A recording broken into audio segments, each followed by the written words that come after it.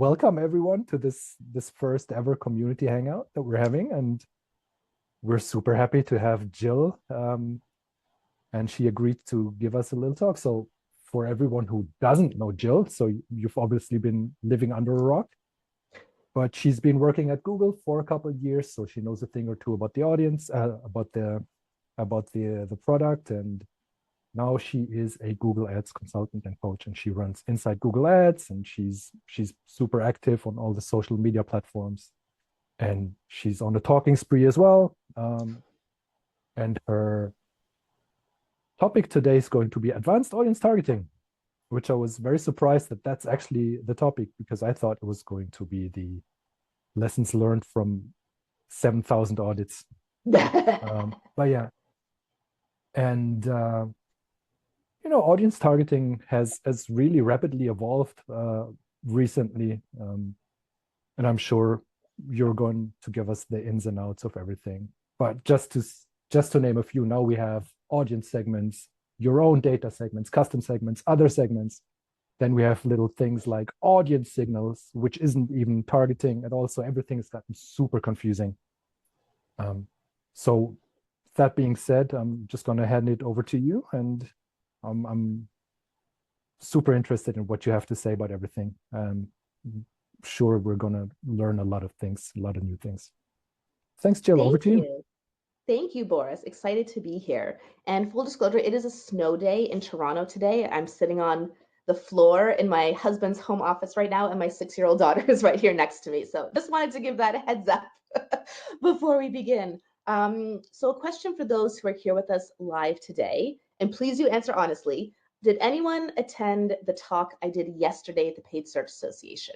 It is okay if you didn't, but did anyone attend that? No. Okay. Because I was planning to do something similar unless you were also there, in which case I had something totally different we could do, because I love this topic. Okay, good to know.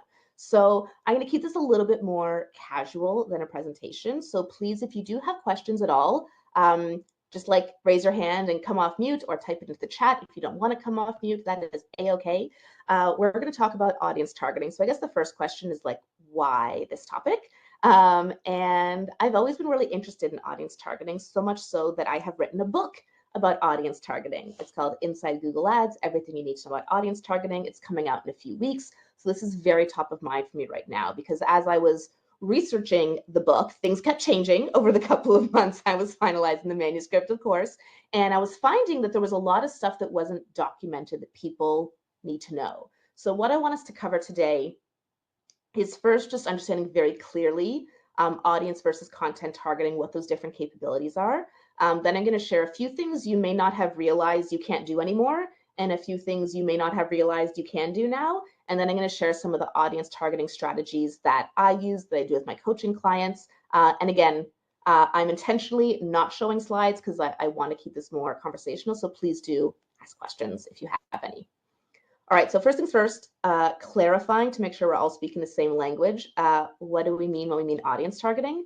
So audience targeting is what we mean when we say we're targeting people based on who they are. So someone who is a parent, someone who's in market for shoes, someone who has graduated from high school, like something about the user themselves is why we want to target them. And that's in contrast to content targeting, where we're targeting someone based on what they're engaging with. So like search keywords, that's content targeting. We want to target people who are searching for microphones or whatever it might be. Topic targeting, placement targeting. So audience targeting based on who they are, content based on what they're engaged with. And of course, these things can overlap together. So within audience targeting in Google Ads, as Boris alluded to, there's kind of 4 categories to think of. And Google doesn't always categorize them this way, but this is how I find it most helpful to think about them. So first is those audience segments that are built based on Google's data. Google knows everything about us and then some, and so it categorizes us into buckets. So those are your detailed demographics, affinity segments, in-market segments, and life events. And you can just check the box, boom, target people. The next bucket is remarketing, and Google uses the euphemism your data segments for that, but so you can reach people that your business has a relationship with by sharing that data with Google. So your website visitors, app visitors, people engaged on YouTube, your customer list, of course, and then the new Google engaged audience. Has anyone tested the Google engaged audience yet here? No? Okay, we're definitely going to talk a little more about that. So your data, Google's data, Third piece is what I'll call custom data. And so this is where you're taking Google's data, but using it in a way that's unique to your business. So that's where you build custom segments and combined segments, reaching people based on what they search for, what they're interested in, what kinds of websites they visit, kind of apps they visit. And then fourth category is automated targeting. So of course, that's the area that's really growing. We have optimized targeting, audience expansion, audience signals, search themes, and then lookalike segments in demand gen. So lots of different things we can do, but they've really changed. And the place that's changed the most that there has not been some shiny Google announcement about is actually custom segments and combined segments. So combined segments is how we do audience layering in Google Ads. It's the only place that lets you make an and relationship. So like they must be in market for SEO and SEM services and recently started a business. You can only do that with a combined segment. However, combined segments are only available in 2 campaign types now. Does anyone know what they are?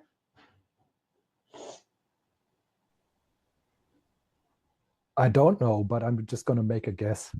Yeah. I'm, What's I'm your going guess? I'm going to say display and demand gen. You got one right and one wrong. So they Huh. are in display, Okay. but they are no longer available in demand gen. They used to be Oh, in shoot. discovery. They used to be in video, not anymore. The other place is search. Funnily enough, you can add a combined segment to a search campaign, not shopping, just search. Only inclusion, not exclusion. And display, I call it the garbage backwater of Google Ads. There's all kind of features that display still has that nothing else has anymore. But combined segments are not available in any other campaign type. Why? Because now when you create a demand gen campaign, a video campaign, or a performance max audience signal, you may have noticed that the audience part looks different. Google calls it the audience builder workflow. And it's where you create this like reusable audience that you can use across campaign types. So demand gen video have been upgraded into that workflow, but display, shopping, and search have not yet been upgraded into that workflow. And that workflow does not allow you to use combined segments. So in my opinion, that means combined segments are going away. They're still in search, they're still in display, but if they're not included in the newly redesigned audience workflow, obviously, they're going away, in my opinion, based on my experience. And then the other piece that's really changed is custom segments. So custom segments are where you take that data that Google has, but cut it up in a way that's unique to you. So you can target people based on things they've searched for. That functionality only works on Google-owned properties. So let's say, I have a Google Ads course. I have tried advertising on search. When people search for Google Ads course, CPCs are bananas. It's like $20 to $40 per click when someone searches Google Ads course, and most of them want a free course, not a paid one. So it's just cost prohibitive for me to try to advertise on that. But I can create a custom segment of people who have searched for Google Ads course, learn Google Ads training, etc. And I can reach those exact same people, just not in the moment they're searching, as they're doing other things online. But that functionality only works when you're on Google-owned properties, meaning demand gen, YouTube, but not display network, not video partners, because it's only on Google-owned properties that Google has those signed-in users and knows exactly who they are. So that functionality does still exist, but it's changing. Now, depending what campaign type you're in, it will be called a custom segment or a custom interest or a custom search term. Has anyone here encountered this yet, or is this news to you? Have you seen this before? I'm seeing some nods and some shake your heads. Yeah, so if you are in, and again, this may have changed today because this is constantly changing, but if you are in a video campaign, you will have the option to add a custom interest and a custom search term. What are those? A custom search term is like a custom segment based on search terms. And then a custom interest is like a custom segment based on interests, websites, or apps. Whereas in demand gen, it's still called a custom segment. And in a Performance Max campaign, you can add a custom interest, but then you can't add a custom search term. You know what you add instead? Search themes. So even the people who are putting this together, there's not consistency. It's not all being rolled out at the same time. But I would say, Jyll crystal ball prediction, writings on the wall for combined segments. And then for custom segment, custom interest, custom search term, it's all undergoing changes right now. TBD where this will all land. It should be noted that even if you're using what you think is straight up content targeting, like keyword targeting on display or keyword targeting in video. We think of that as meaning if I'm using the keyword Google Ads course in a video campaign, oh, I'm going to advertise on videos that are about Google Ads course. Nope. If you read the documentation, keyword targeting means you're going to advertise on content that contains that keyword or to users who are interested in that topic, which is a combined segment, except it's content targeting, not audience targeting. So this stuff really gets convoluted, super confusing, but that is why I want to come and kind of break this up because there's nowhere on Google's Help Center that explains this clearly. And I'm trying to change that here for you because it's really frustrating when you think you come up with a beautiful strategy for your next video campaign, your next demand gen campaign, and then you go to the interface and you're like, what do you mean you can't exclude? Oh yeah, that's the other thing. The new audience builder workflow, so demand gen, video, and performance max audience signal, you can only exclude remarketing lists. So previously you could exclude any of the Google audiences, you could exclude certain detailed demographics, you could exclude certain life events. You can still do that in search and display, but you cannot do that anymore in demand gen or video. You can only exclude a remarketing list. So for example, I'm going to come to the question in the chat in one moment. I'm going to get to that. So for example, some of the agencies I work with, they work with a lot of like home services type of clients. And so we like to exclude renters.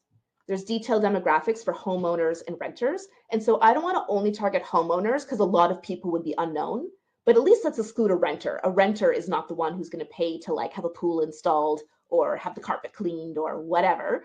So you can exclude renters from a shopping campaign. Sorry, no, not shopping. Search, you can exclude renters from a search campaign. Can't exclude anything from shopping, not even demographics. You can exclude it from display, but you can't exclude it from demand gen, can't exclude it from video, and obviously can't exclude it from PMAX. All right, there's a question in the chat here. Is service-based business like plumbing service getting conversions less? I think Google guaranteed ads, always more calls or message a potential customer. Really interesting, because this actually came up on a coaching call I was having yesterday with the paid search lead at an agency that specializes in home services businesses like plumbing, flooring, etc. So to clarify the question here, are we seeing fewer conversions for home service-based businesses? And is this affected by local services ads, LSAs? So I haven't seen like a widespread issue yet, but I am seeing in certain accounts lower click-through rate. And that's my first indication, not a lower conversion rate, because conversion rate is of those who clicked, how many converted, right? But much lower click-through rate. Normally in home service-based businesses, I see click-through rates of like 7 to 10%, higher than what I would expect from like an e-commerce business where I may see more like 5 to 6%. But if you see a drop in click-through rate, that could be an early indicator that just LSAs are really taking over, because local services ads, LSAs show up top. And when LSAs show, sometimes there aren't even paid search ads at the top. They're all the way at the bottom of the page. If you would like to learn more about local services ads, you should follow Anthony Higman. He is the guru of local services ads, and learn more about that. And so if you are in a business category that is eligible for LSAs, you should absolutely set up LSAs. Anthony has a great trick he teaches where you could potentially get free leads just by setting up the account, even if you're not actively paying for ads on that platform. So yes, I have seen this in 1 or 2 accounts where home service-based businesses, they're getting less conversions, but not because of a conversion rate drop, because they're getting less clicks due to lower click-through rate. And so in turn, they're getting less conversion. So that's the key. If you're seeing your click-through rate is, constant, but then conversion rate drop, that's not an LSA issue. That would be a separate issue. Thank you for your question. All right, I'm going to pause before I keep going. Any other questions before we keep diving deeper into audience targeting? I mean, I'm going to have a lot of questions after the call, but I guess it'd be best if we just went through it, and then we can just collect all the questions that we have and ask them in the end. Or if something comes up in the moment, of course, then just drop the question in the chat. Wonderful. Yep. So I've been talking about a few things that you can't do anymore, like can't use combined segments in the same way, can't use audience exclusions in the same way. I mean, arguably, you can't even use exact match keywords anymore because exact match no longer means exact match. I see exact match keyword, like exact match brand keywords matching to competitor names, matching to non-brand terms. It's just the way things are going. All kinds of keyword targeting no longer means keyword targeting. It's also audience targeting. Exact match no longer means exact match. It's basically like phrase or potentially even broad match. It's the way things are going. More and more targeting moving to signals. And so what are we left to do about that? Well, there's a few additional audience signals we could potentially bring in to help us. And there's a few different strategies I have to recommend to you. So specifically, there are two relatively new kind of audiences that I want to bring to your attention because I think they've really gone under the radar. They are both your data segments. They're both kinds of remarketing. And it's Google engaged audiences, which I mentioned earlier, and conversion-based customer lists. Is anybody here using conversion-based customer lists before? I'm seeing a head nod, but I'm also seeing some shakes. Okay, so I want to talk about both those briefly. Really, really interesting new capabilities that also, again, are a signal to us about where Google's going with audience targeting. And then I'm going to share some of my audience targeting strategies. So first, Google Engaged Audience. This is new. You don't need to opt in or anything. It will be automatically created in your account, one per account. And this looks at people who have engaged with your business through paid and organic. So it's like organic remarketing within Google Ads. And it's a beautifully elegant solution for small budget accounts and small businesses. So if you work with those kind of accounts, this is gonna be great for you. If you work with a larger budget, this will be of no use to you. You have much better solutions. But the issue with a lot of website-based remarketing is that it's tag-based. And we know between consent mode and cookies and all this stuff, like remarketing data is not as good as it used to be. And our answer to that has always been, okay, customer list, but not everyone can upload a customer list. And you have to have 50,000 US dollars in lifetime spend to use a customer list. For some businesses, that's never going to happen. So the Google engaged audience, in my opinion, brilliant bit of Google Ads product engineering, because what it says is, okay, someone searches on Google, they click to your ad from Google, then they land on your website. And when they land on your website, that's when we capture them via the remarketing tag, Google Analytics 4, however they set that up, to then send that data back to Google. Instead, what if we capture them here? They clicked the link from Google. We know exactly who they are. Let's not wait for them to go to the website, land there, tag fire, send data back. Instead, let's just capture them here and add them to your list. And that's exactly what happens with a Google engaged audience. So if they click on your organic or paid Google search results, your organic Google map results, YouTube search results, again, Google owned platforms, they engage with you, they get added to your Google engaged audience, and you can remarket to them. And so I love this because it's a really helpful solution to that cookie problem, to the customer match problem for small budget accounts. I think it's a no-brainer to at least add this on observation to your campaigns and potentially use it to get your feet wet with something like demand gen or maybe even video to a remarketing audience if your website remarketing is just not up to snuff, not large enough, etc. So that's Google engaged audience, great for small businesses. The other one is conversion-based customer lists. And this you do have to enable, very hidden, as most good things are in Google Ads. It's in admin, account settings, customer match, and then you check the box. It's a subset of customer match. And what this does is it turns the triggers for your conversion events into triggers for audience building. So if you have a conversion event that is purchase and you turn on conversion-based customer lists, then people who complete the purchase will now be on a list of people who have completed a purchase. So it's just a really nice way to automatically have these other audiences build that could be really helpful for lookalike seed lists, for exclusion from certain campaigns, because you can still exclude remarketing lists from every campaign type except shopping and PMAX. So really helpful new functionality as well. And again, I do like to give kudos where kudos is due. We like to crap on Google a lot, I know, but these are two new features that I think are really beneficial for the smaller advertisers and then for the more sophisticated advertisers, Google engaged audiences, conversion-based customer lists. All right, we are going to move now into some of my favorite Google Ads audience targeting strategies. So again, if you are here live, please feel free to ask questions. Alfred says, I believe the conversion-based audience is working a lot better if you have enhanced conversions in your account. Do you have info on that? I believe you are correct, Alfred, that in order for this to work, I don't want to say enhanced conversions has to be on. I'm not 100% sure about that, but I will say I'm 90% positive that you have to have enhanced conversions as well. And you should definitely fact check me with the Google Ads Help Center on that. My book has it as well. I just don't have it off the top of my head in this moment. But yes, facilitating that data transfer, absolutely. Enhanced conversions, it's one of those things where, like, for small businesses, I'm like, okay, of all the things you have on your plate, implementing enhanced conversions in Google Ads is not the thing I'm going to make you do right now. But medium to larger accounts absolutely should have enhanced conversions, and any lead-based business absolutely should have enhanced conversions. Small e-commerce business, Shopify store, spending less than $1,000 a month. Okay, I'm not going to hound you about enhanced conversions. All right, so which one should I start with? Let's start with, okay, I think this one's my favorite. I call this non-linear targeting. Okay, non-linear targeting. And this is really helpful for a few use cases. I first came up with it as a way to do effective audience targeting when you work in a sensitive interest category.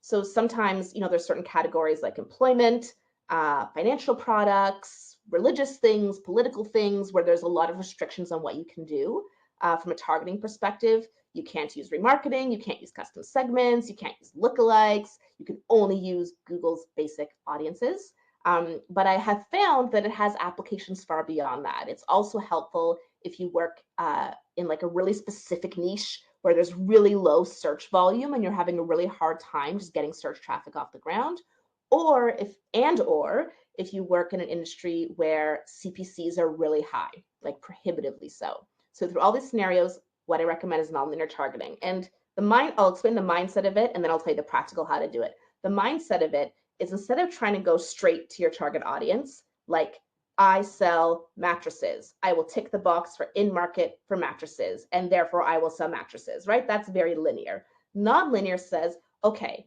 the person who's buying a mattress, what else do I know about them?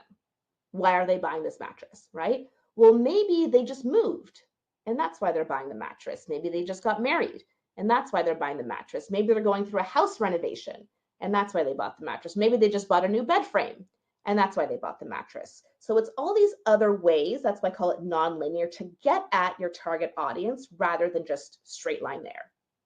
Now, if you sell mattresses, there's an in-market audience for mattresses. You can't just do that. But I'm sure we've all had that experience of managing those Google Ads accounts where there is not an off-the-shelf Google Ads audience you can just tick and boom, be done, right? And so that's where this can be really helpful. And so one example I use is, there's a client I worked with. They sell personalized cross necklaces. So their target audience is people who are Christian. And for very good reason, we cannot target people based on their religion on any ad platform at all. But that doesn't mean we can't reach people who are Christian. We just have to find other things about them besides the fact that they are Christian, or in addition to the fact that they're Christian, that'll help us reach them. And so a few things we did there, because they wanted to run like video campaigns and demand gen. So some suggestions I have is, okay, let's think of like a day in the life of not just any Christian, right? There's millions of Christians in the world. Like, let's narrow it further. Is this a more devout Christian? Is it like a mother with young kids? Who's the person who buys this? And don't make up some fake persona. Think of like a real person, a real customer, or a real ideal customer. Let's look through a day in her life. So she wakes up in the morning, as we all do, pulls out the phone before even getting out of bed. Like, what does she check, right? And what websites does she look at? And what does her commute look like? Or does she work from home, or does she not work? And on and on and on. And so some ideas, I won't share what the specific customer did, but let's say I was trying to advertise personalized cross necklaces. One thing you could do is create a custom segment of, because the personalized cross necklace itself is not a restricted category. It's just the targeting of Christians is restricted. So we could say, okay, what are all like the top 50 churches in this city? Let's make a custom segment of people who have visited the websites of those churches, right? That's a way to reach people who are likely to be in our target audience. Another one is people who have Bible apps on their phone.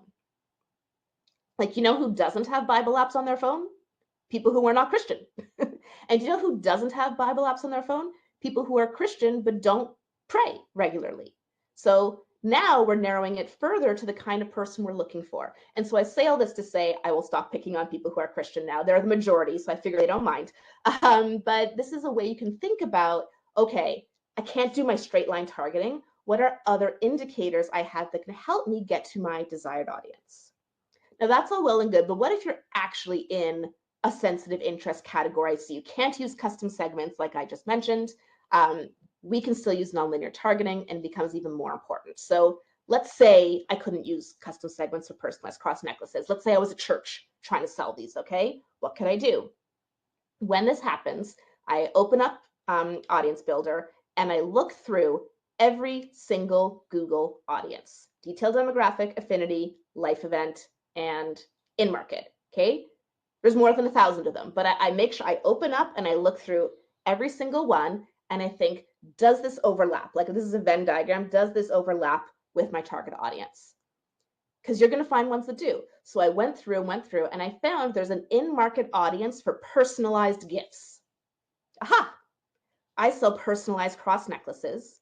There's an in-market audience for personalized gifts. There's absolutely an overlap here. That could be, now, is everyone who wants a personalized gift can be interested in a personalized cross necklace? No. But if we look for that overlapping Venn diagram in the middle, there's absolutely overlap there, and I can target that segment. And as long as I have the right creative, really appeal to them. Another one I came across is there's an affinity segment for homeschooling parents who are homeschooling their children. And I thought, that's interesting. So I Googled it, and it turns out, yes, most homeschooling parents are religious. And so I thought, okay, this is another way I can reach people who are religious in the predominant religion, some form of Christianity. So I can target my ads to homeschooling parents, not because I sell homeschooling products, but because that's the same type of individual who is likely to be interested in the product I'm selling. And so now I have 2 off-the-shelf Google audiences I can use, no restrictions. And my creative then just needs to really make sure that I appeal to them, which is going to bring me to my next targeting strategy. But before I keep going, any questions or things about nonlinear targeting?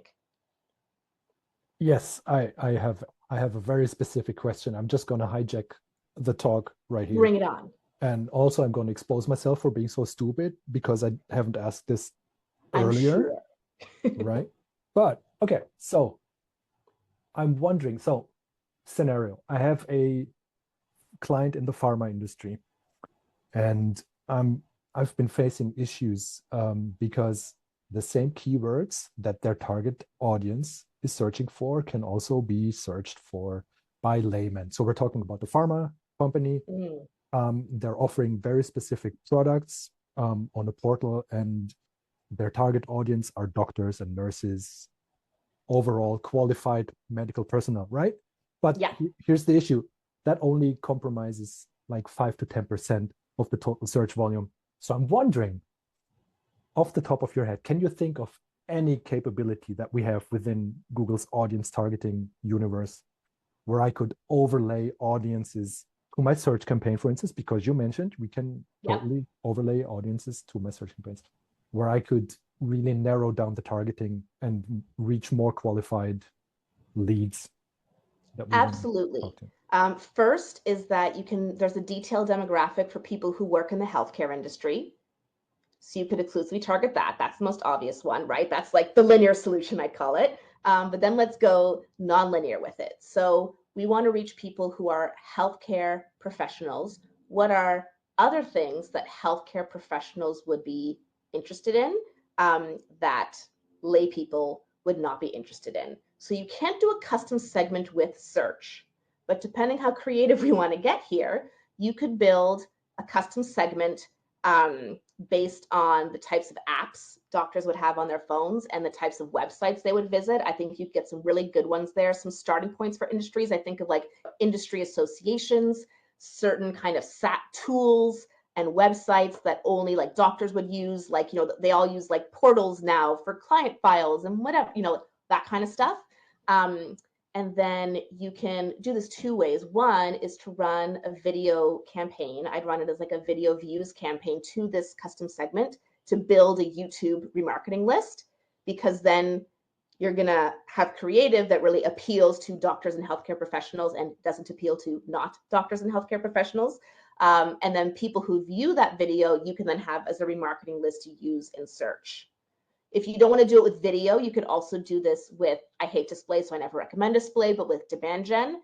Again, this custom segment idea or a lookalike segment, if your customer match list is big enough and there's not restrictions around it for healthcare, to drive people to a specific landing page and then remarket off of that landing page in search as a layer.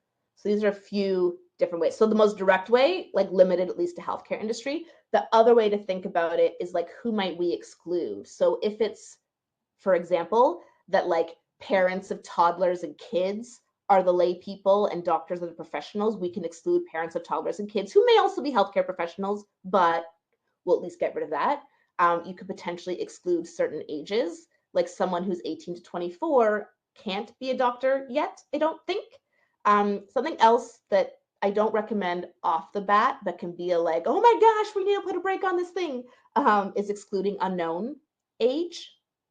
Again, I don't recommend this just off the bat because there can be a lot of value in the unknown, into the unknown, but especially if you're on a Google-owned property like search, demand gen, video, and traffic quality is not so good. If you're seeing a ton of impressions or whatever going to unknown, I will test excluding it just to see what impact that has on the rest. So those are a few of the initial off-the-cuff ideas I would have for you. Thanks. That was pretty epic, and you can send your invoice to me later. Sounds good, will do. In euros or Canadian dollars? Yeah, I'll pay you in US. Oh, even better, even Yeah, I better. know, I know. Well, as I alluded to during my answer, it brings me to my next audience targeting, which isn't actually audience targeting, but it's so important. I call it creative-led targeting. And the main principle here is very simple. You want your ad creative, whether it is text, image, or video, to appeal to your target audience, and more importantly, not appeal to your not target audience. Okay? Amy Hebden has a whole system around this that's really helpful. She uses the language anti-audiences, which I love as well. She says you want to repel the people who are not your target audience. I call this creative-led targeting. And in Performance Max, for example, yeah, you can have your audience signal, you can have your search themes. You think Google's AI cares? No. All PMax wants to do is achieve what your bid strategy tells it to achieve. And if you tell it to maximize conversions, and that conversion is a form fill, it's going to get that dang form filled however it wants. It does not care what you gave it as an audience signal or search themes. But it can't do that unless your creative grabs those people off of search, display, video, wherever they are, and gets them to your website to convert in the first place. So creative-led targeting is the only type of targeting we have in Performance Max, in my opinion, and I guess in app install campaigns as well. But it becomes especially important if you're using something like non-linear targeting, for example. You want ad creative that really speaks to your target audience and will engage them, but just as importantly, repels people who aren't. And so one great example of this that I saw, I love to go ad hunting, by the way, and spy on ads. One of my favorite places to do this is the YouTube homepage, because on the YouTube homepage, you'll find in-feed ads, you'll find image ones and video ones, so you get a wide spectrum of image and video ads people are running. So I check that all the time. And one I saw this week, it was for a pen test. And it said like the best pen test, cheapest, whatever. And I was like, what's a pen test? And I Googled it to make sure it was nothing bad. It was nothing bad. You ever want to do that without Googling it? Does anyone here know what a pen test is? No, right? We're not the target audience. Good. It would repel all of us, which is exactly what we need, right? Because I have learned what it is. I'll tell you in a moment. There's no off the shelf, check the box, that's the audience I want to target. And even from a custom segment, I can see how search terms for this would be hard. So they used creative-led targeting. So here's what pen test is. Pen test stands for penetration test, and it's something cybersecurity experts do. And now we're all nodding our heads. Oh, okay. So it's cybersecurity. And cybersecurity, I know it's like a really difficult search intent kind of place because, again, lay people are concerned about it. It's in the news all the time, and AI security and data privacy. It's just really muddy to try to get good audience data or good search data for that. So they developed this ad that mentioned pen test on the image, in the text. So if we don't know what that is, we're not going to engage. Good. We are not the target audience. But you know who will engage? People who know what a pen test is. And even if they don't purchase, that creative is going to guide the targeting. It effectively is the signal because then people who engage with it go. And when I say this to people who practice meta ads, they're like, yeah, no kidding. We've been doing that for 5 years. But we haven't been doing that for 5 years. As Google Ads practitioners, this is still a pretty new concept to us. And so I know we always say, oh, creative is so important. Creative, like, yeah, duh. But I'm taking this one step further to say that in a signal-based world, which is what PMax is, which is what app campaigns are, which is what optimized targeting is, and which is becoming more and more things, creative-led targeting is key. And it's more important almost to not appeal to the not target audience as it is to appeal to the target audience. Don't click if you're not a doctor. Like, test it, Boris, right? Who am I to say that's not going to work? But people don't read, so people will just see doctor, like, oh, I'm not a doctor, I'll click. So that's the second one. So we talk about nonlinear targeting, which pairs beautifully, but is not required for creative-led targeting. I also gave a hint at what I'm tentatively calling into the unknown, still working through that one. And then last one I want to share with you for today, playing with the name of this one, so we'll see what you think of this name. I call this non-brand conquesting. Non-brand conquesting, okay?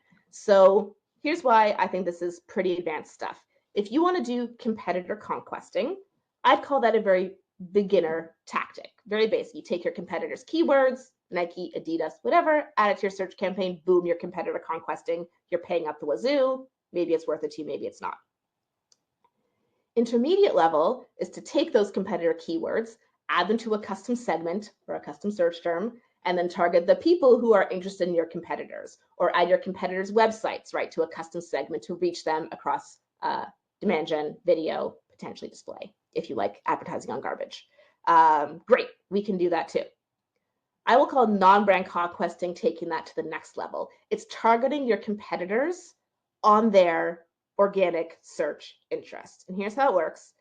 We all know Keyword Planner. You go to Keyword Planner, you type in a website, but you type your competitor's website, not yours.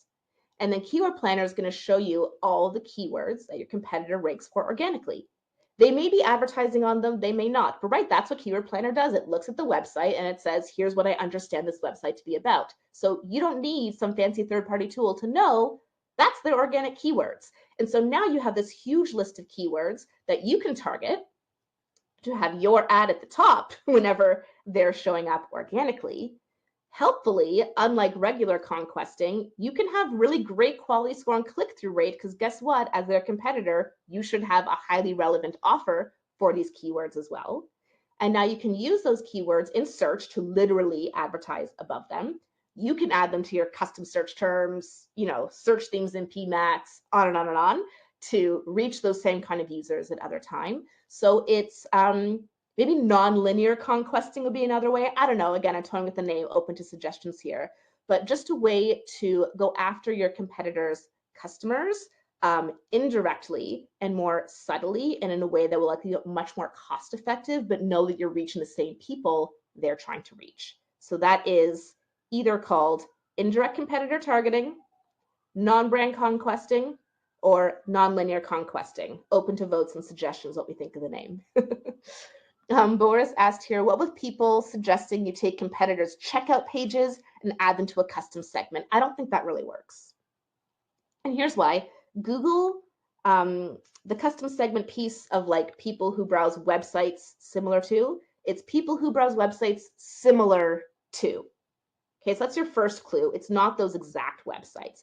And then Google really understands websites that are on the display network. They use AdSense. So if you pick those websites, Google has a deep understanding. If you pick your competitor's website or checkout page or whatever, Google has a very rudimentary understanding of what that is in the first place, right? So I always say when you're building a custom segment based on websites, you can't just like put your competitor's checkout page and be done. That's not going to do what you think it's going to do. Google's going to be like, well, what is it about these people that you want? I don't know.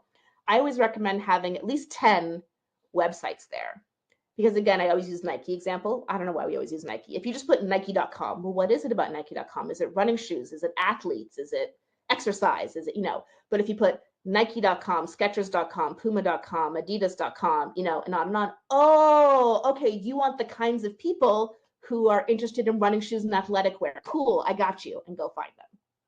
So just putting one or two websites in there is actually, it's not like, oh yay, it's super niche, it's exact. No, and again, this is not insider knowledge. It's like my understanding of the way Google works. This is how I would think this works, I guess is a way to explain this. So I'm not saying I'm right. I'm saying like, this is what intuitively makes sense to me, that having more in there actually helps Google triangulate, kind of like in cop shows. If the cell phone just pings off one tower, they don't know where the suspect is. But when it pings off 3 different cell phone towers, they're like, oh, well, then they could have only been in this small area. So that's the way I think about custom segments when you're building them based off of websites similar to what people have used or apps similar to what people have used. Because again, any one app, well, that has a lot of different audience segments. But if you give it 10 apps, what do those have in common? How do we find people similar to that? Yeah, so I'm not going to say targeting competitors' checkout page doesn't work. I have nothing to base that on. But intuitively, I just don't think it works. And this is what I would suggest instead.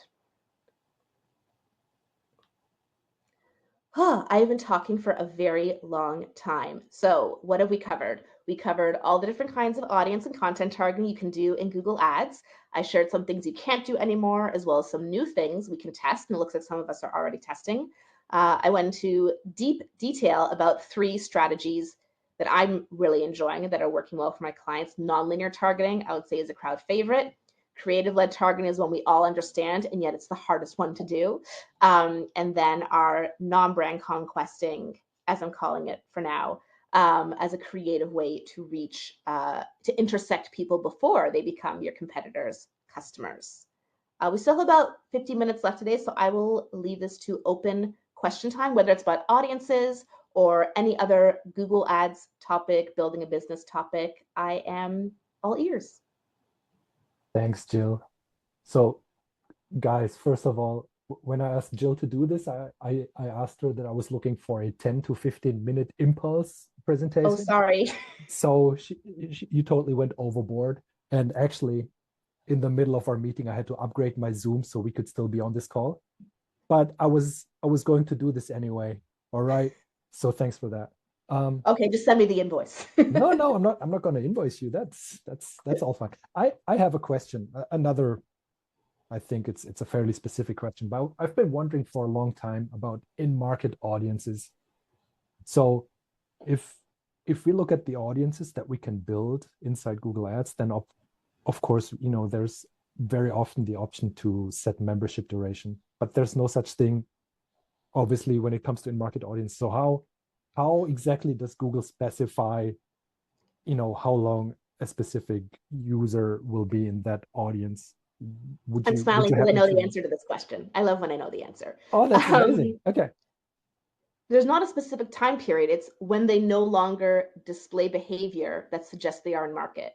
And so the examples that a little birdie told me a couple of years ago when I worked at a certain company were like contact lenses. Crap, I ran out of contact lenses, search, buy, no longer, like 24 to 48 hours, no longer in market. Does that mean if you target in market for contact lenses that everyone is only there for 48 hours? No, but it means like you can expect that to churn very quickly.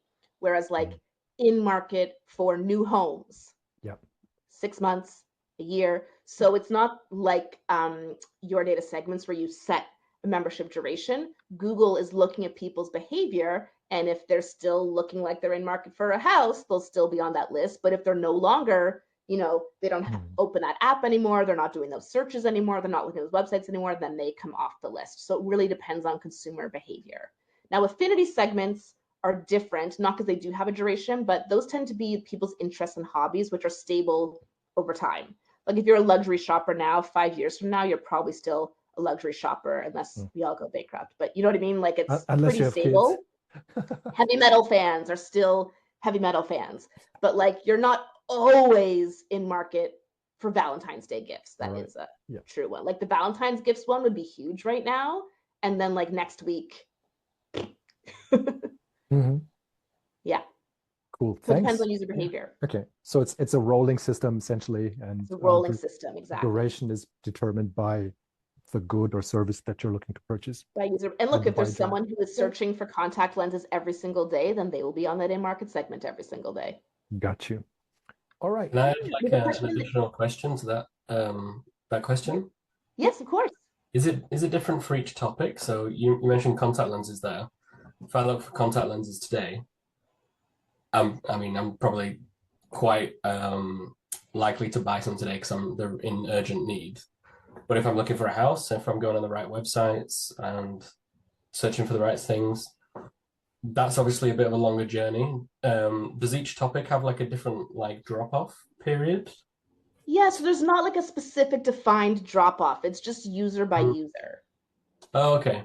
So so it's like if you as a user are displaying online behavior that fits the criteria for in market for shoes, then Google will add your profile to in market for shoes.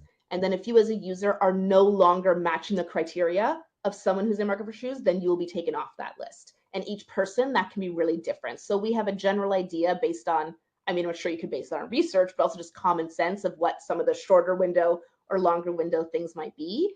Like travel tends to be a longer window, car purchases tend to be a longer window. But yes, it's user by user. Okay. Thanks. So we have another question in the chat. Yes, I can see. What do you think about what I call hyperlocal targeting? Okay.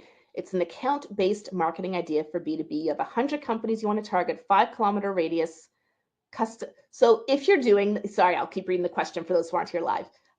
Custom audience with people who are visiting the websites of those 100 companies and industry relevant websites, and run display and YouTube till death around those radiuses. I would take that one step further, and I'm like, don't bother with the custom audience. Like if there's 100 companies you want to target in a 5-kilometer radius, blast the whole radius, okay? Blast the whole radius and make sure you use creative-led targeting, that your creative really appeals to them and just would not be appealing to not them. So you can, because like, as much as we think we know the exact perfect niche audience targeting, we're often wrong. We're going to include people who shouldn't be included. We're going to exclude people who should have been. So if it's such a small area and it's B2B and it's niche and whatever, I think it's a more effective use of your time and resources to just target the whole radius. And instead of building your little perfect target, your big, I guess, perfect targeting strategy, build your perfect creative. And that will do the job for you better.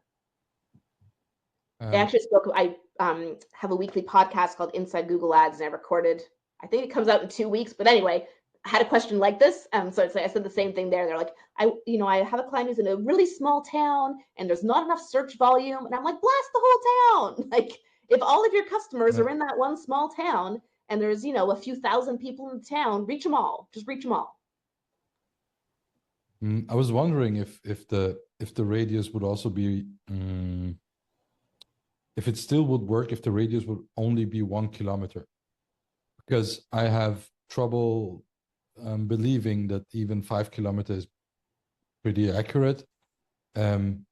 Because in Vienna, for example, Vienna is the biggest city in Austria. I love and then Vienna. You have, well, you should. It's the most beautiful city in the world. Now I lost my. I'm so sorry. You were saying in Vienna. No, that's fine. Yeah. So, for example, if you're in rural areas, it's going to be tough with 1 or 5 kilometer radius, because there's sometimes in Austria, in a 20 kilometer radius, there will be just one street between 2 mountains with about 45 people and 120 cows. So, but if you would be in Vienna, highly dense area where in a 5 kilometer radius, you would have like, I don't know, 500,000 people, would it make sense to go down to 1 kilometer?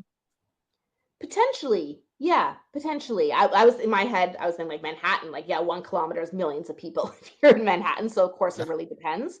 But the general principle of your idea, regardless of what that radius number is if we want to go to this hyper local, we want to reach people who work at this company and we know that they all live in this area, target the whole area.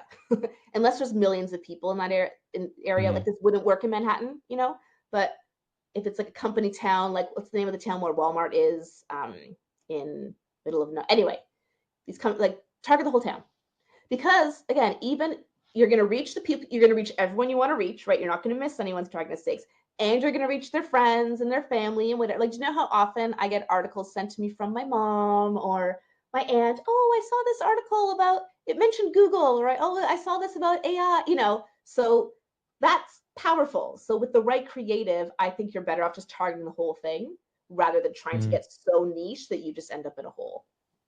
Yeah. One last question I have for that. I'm not sure if you know that, but the problem we have in Google search is that the location of the person is sent by the internet service provider. So if someone is going through their phone and they're on the mobile phone network, I'm sitting in Vienna, and if I check it now, I will be in a city 600 kilometers away from here.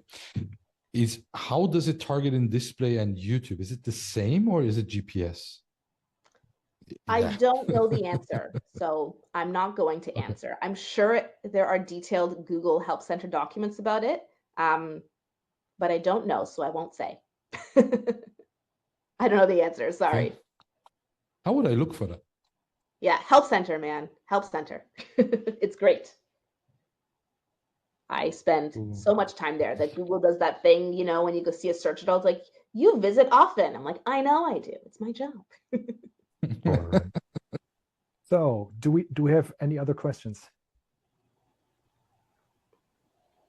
In which case, I'm going to say thanks a lot, Jyll.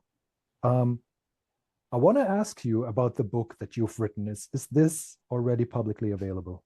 It is. It is not available yet, okay. but if you would like to be notified of when it is available, or if you would like to listen to my podcast, sign up for my newsletter, all that lovely stuff, you can go to free.jyll.ca. It's free.jyll.ca. You just give your name and email, and you check the box next to what you want. So if all you want is just notify me when the book launches, just check that box. I won't bug you about anything else. But if you want to, you can also check the box to sign up for my newsletter, get more information about a call, all that good stuff. So that is free, free.jyll.ca.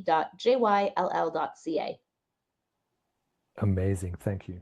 I have a hunch once your book comes out that Google is just going to rip it off and put like all the current information into their help center.